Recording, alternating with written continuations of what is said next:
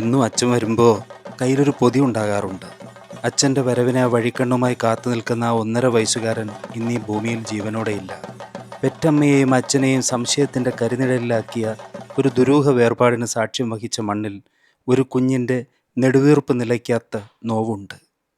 പപ്പല്ലേ കുടി മോയല്ലേ, അത് അതിനെ സൂക്ഷിക്കാനുള്ളതല്ലേ, നല്ലൊരു കൊച്ചല്ലേ, അതിനൊരു ഭാവിയില്ലേ, ഇങ്ങനെയൊക്കെ അവർക്ക് ചെയ്യാമോ? അത് എന്താണ് ശരിക്കും സംഭവിച്ചത്? ബിസ്ക്കറ്റ് കൊടുത്തെന്ന് പത്രത്തില് ന്യൂസിലും കണ്ടിട്ടുണ്ട്, വേറെ ഒന്നും അറിഞ്ഞൂടാ. ബിസ്ക്കറ്റ് കൊടുത്തു, തൊണ്ടയിൽ കുരുങ്ങി, അത്രേ അറിയാവൂ. അതെ, ഓട്ടോപ്സിക്ക് കൊടുത്തിട്ടുണ്ട്.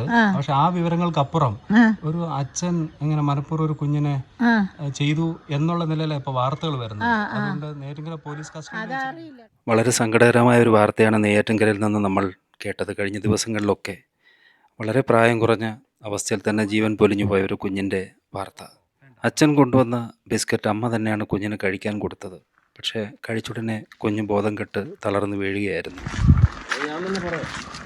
തിരുവനന്തപുരം ജില്ലയിലെ നെയ്യാറ്റിൻകര താലൂക്കിലെ കവളാകുളം ഐക്കരമുക്ക് എന്ന് പറയുന്ന സ്ഥലത്താണ്. ഇവിടെ ഈ 2 ദിവസത്തിന് മുമ്പായിട്ട് ഒരു കുഞ്ഞ് മരിച്ചതായിട്ടുള്ള ഒരു വാർത്ത നിങ്ങളെല്ലാം കേട്ടിരിക്കും.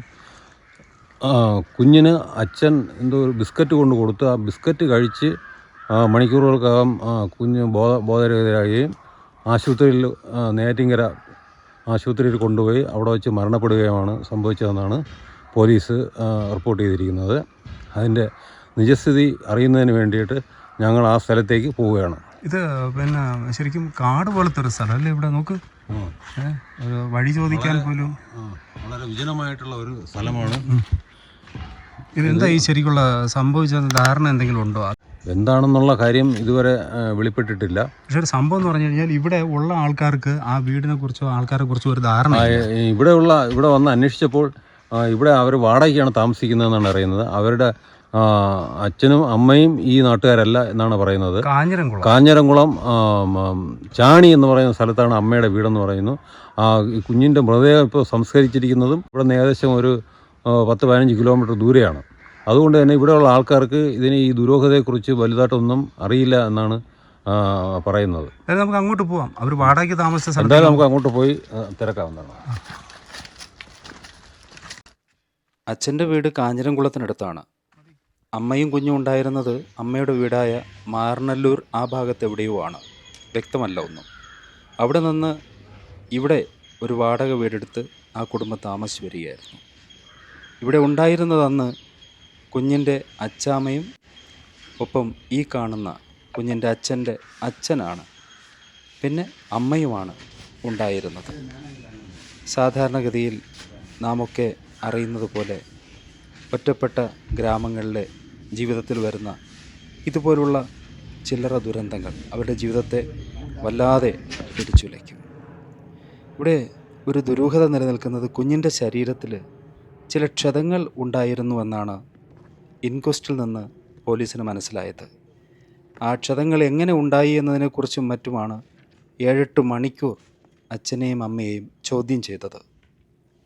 അരുമയായ പൊന്നോമന നഷ്ടപ്പെട്ട ദുഃഖത്തിലാണെന്ന് തോന്നുന്നു അച്ചാച്ചൻ. അച്ചാമ്മ അകത്ത് കിടക്കുകയാണെന്നാണ് പറഞ്ഞത്. കുഞ്ഞിൻ്റെ അച്ഛനെ ദീർഘനേരത്തെ ചോദ്യം ചെയ്യലിന് ശേഷം പോലീസ് വിട്ടിരിക്കുകയാണ്. പക്ഷേ നിരീക്ഷണത്തിലാണ്. ഓട്ടോപ്സി റിസൾട്ട് വരാൻ വേണ്ടി കാത്തിരിക്കുകയാണ്. ഒരിക്കലും ഒരു തെറ്റ് ഒരിക്കലും ചെയ്യില്ല.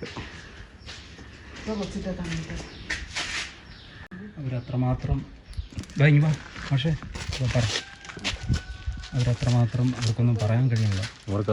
ഒന്നും പറയാൻ കഴിയുന്നില്ല. അത്രയ്ക്ക് വിഷമത്തിലാണ് അവർ. അങ്ങനെയുള്ള ഒരു കൃത്യം ഒരിക്കലും സത്യമാവില്ല എന്നുള്ളതാണ് നാട്ടുകാരും എല്ലാവരും പറയുന്നത്.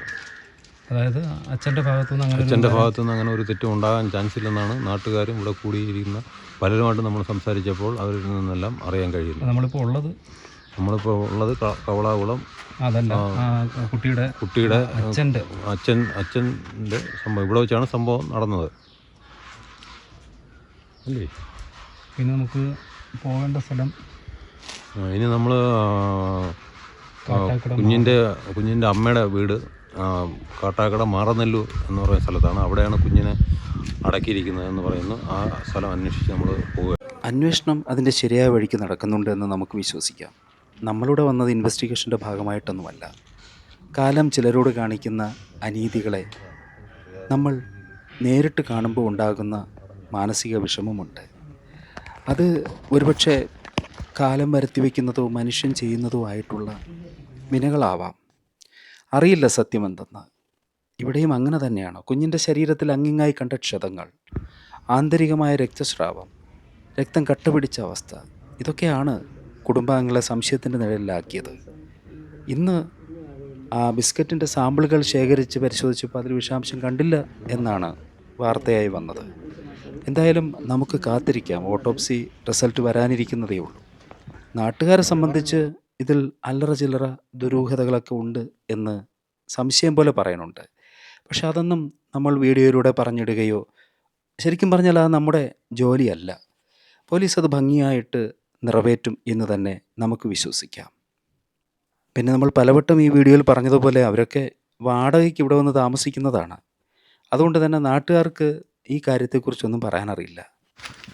നമ്മളിപ്പോൾ കവളാകുളം അച്ഛൻ ഈ സംഭവം നടന്ന വീടിനടുത്താണ് നിൽക്കുന്നത്.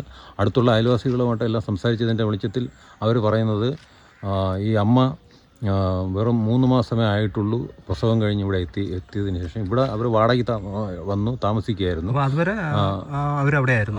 അപ്പോൾ അമ്മ വീട്ടിൽ ഇവിടെ എത്തിയിട്ട് 3 മാസമേ ആയിട്ടുള്ളൂ. അപ്പോൾ അവർ തമ്മിൽ എന്തെങ്കിലും പ്രശ്നങ്ങളുണ്ടോ, കുടുംബ പ്രശ്നങ്ങളുണ്ടോ എന്നുള്ള കാര്യങ്ങളൊന്നും തന്നെ അയൽവാക്കാർ അറിയില്ല. ഇവർ മാറനെല്ലൂർ എന്ന് പറയുന്ന സ്ഥലത്തു നിന്നാണ് ഇവിടെ വന്ന് താമസിക്കുന്ന പെൺകുട്ടിയുടെ വീട്. ഈ ഭർത്താവിൻ്റെ വീട് ചാങ്ങ, അതായത് കാഞ്ഞിരംകുളം ചാണി എന്ന് പറയുന്ന സ്ഥലത്താണ്. അങ്ങനെ രണ്ട് സ്ഥലത്തുള്ളവരാണ്. ഇതിൽ മനസ്സിലാകുന്നൊരു ദുരൂഹത എന്താണെന്നറിയോ? എന്താണ്? പ്രസവം കഴിഞ്ഞ ഈ കൊച്ചിന് ഇപ്പോൾ 1.5 വയസ്സായി.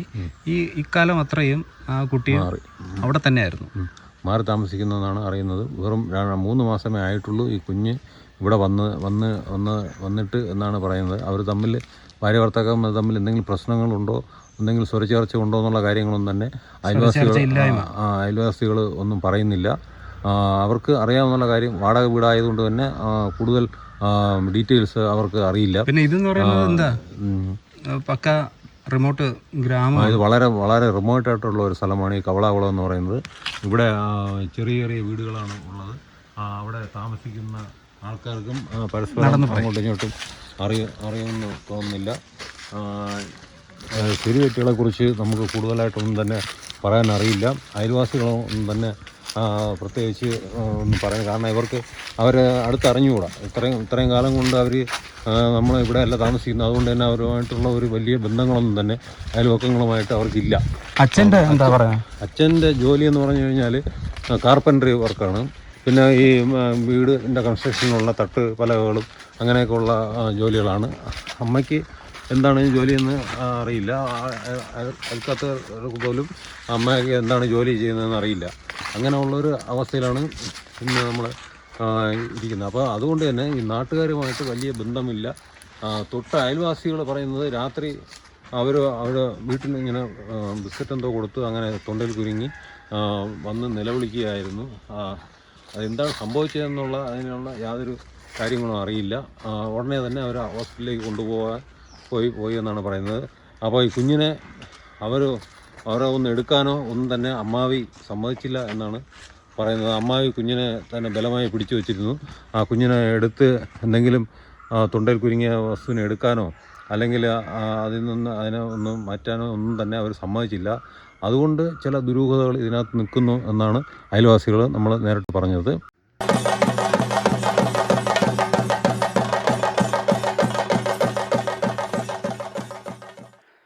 അകാലത്തിൽ പൊലിഞ്ഞുപോയ ആ കുഞ്ഞിൻ്റെ കണ്ണീരോർമ്മകൾക്ക് മുമ്പിൽ ബാഷ്പാഞ്ജലി. ഞങ്ങൾ ഈ മണ്ണിൽ നിന്ന് മടങ്ങുകയാണ്. ഈ മണ്ണിലേക്ക് വരുമ്പോൾ നമുക്കുണ്ടായിരുന്നത് ഒരു വിതുമ്പലായിരുന്നു. അതിപ്പോൾ കൂടിയിട്ടേ ഉള്ളൂ, തെല്ലും കുറഞ്ഞിട്ടില്ല. ഏത് രീതിയിലാണ് ആ കുഞ്ഞിന് ജീവാപായമുണ്ടായത് എന്ന് പോലീസ് അന്വേഷിക്കണം. തെറ്റുകാരുണ്ടെങ്കിൽ ശിക്ഷിക്കപ്പെടണം. സ്നേഹപൂർവ്വം സാഫ്രോൺ മീഡിയ.